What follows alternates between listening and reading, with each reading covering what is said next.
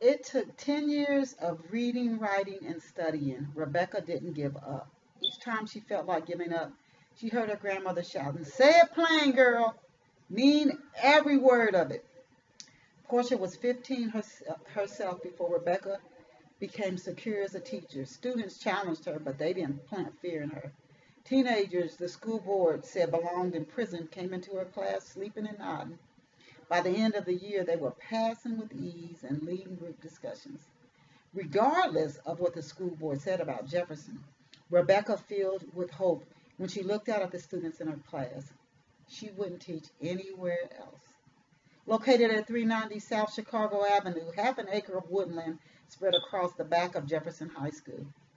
In the spring, blossoming flowers gave the school a stately appearance. Regularly, city newspapers, and no less than a dozen times the state's major newspaper, immortalized accomplishments made by Jefferson students. The trenchant newspaper articles made Chicago's entire black community proud.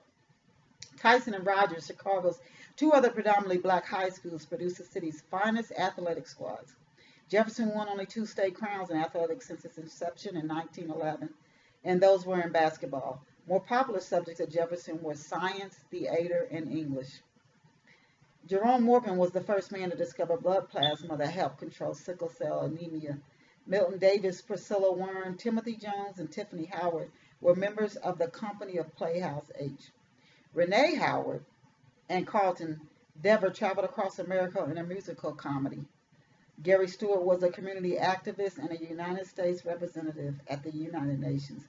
Tony Wright, LaSalle Turner, Philip Bizak, and Donald Hawthorne were published poets and novelists. All were Jefferson graduates.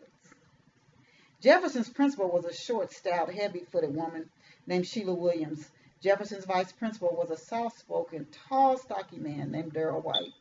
Together, they knew 200 students. Jefferson's average graduating class was large enough a number to change discrimination laws and questionable corporate ethics, if not halt them.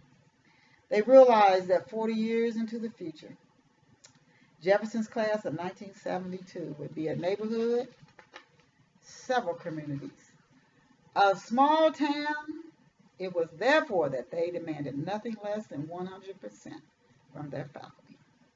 Rebecca stood with her feet spread apart. She inhaled deeply before she spoke. A Civil Rights Act was passed by Congress in 1964. Title VI of the Civil Rights Act prohibits discrimination in federally assisted programs. And she continues. She husked before she offered, "Good afternoon, students. Be attentive." She raised her right index fingers. "Examine language. During today's class, I hope to persuade you to believe that we are accountable for the things we say, the things we use English to convey or express. The Civil Rights Act of 1964 tells us that we can be punished for discriminating, and of course, discrimination can be verbal." She walked around her desk and stood in the center of the room. "I read those sections of Title VI of the Civil Rights Act to you because I know it's unlikely that you will read them yourselves." "You trust your congressman and congresswoman," she grinned. "It's imperative that you familiarize yourselves with a few of our country's laws."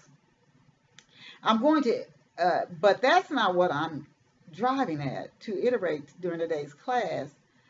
I'm going to illustrate the power of words, how we say or write things, and when we say or write things is crucial. English is important. So often language is the vital organ in our triumphs. She strolled back to her desk and stood behind it. "I hope I've impressed the attorney in each of you. I know you're anxious to present your summaries on Richard Wright's native son." She chuckled. "After teaching English for 27 years, I know how eager students are to stand before their classmates and speak." She grinned shamelessly. "I'm ready to listen to your summaries. I know each of you is well prepared." She rounded the corner of her desk and walked to the center of the room. At the room center, she stood her feet. "Calvin!" Calvin jumped. "Dana!" Dana held her breath. "Lisa!" Lisa froze. "One of you, somebody," she waited. "Somebody, anybody, get up. I want to hear a summary." She paced the front of the room. "David!" David wore an "I don't believe Mrs. Fowler called on me" expression. She nodded at David's glare. "Yes, sir. You." "Yes, David. I called on you, David muttered. Uh, this is just a part of Portia, and the Portia is an inspirational book about a defense attorney in Chicago who's dealing with breast cancer. Rebecca, the teacher that I just read that little excerpt from, she's Portia's mother, and she's a very well respected public school teacher in Chicago. And there's a school teacher who was a movie was made off of, and her name escapes me just now. But if you think of her, she was that type of a teacher, and she got results. She got very good results from her students. She knew how to push past fear. She knew how to push past hard beliefs and get the best out of whoever was in her class. It didn't matter what their background was. And so that's Portia's mother. And her father was very active in the civil rights movement.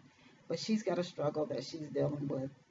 She's just coming out of a very abusive relationship, Portia. At the start of the story, her parents have a loving marriage. How did she get herself in that mess of a relationship? And she's coming out of that. Meets a wonderful guy at a Christmas party. But she's getting ready to go through the struggle of all struggles for her. So I encourage you to get a copy of Portia to be inspired. And you can go through that struggle with Portia.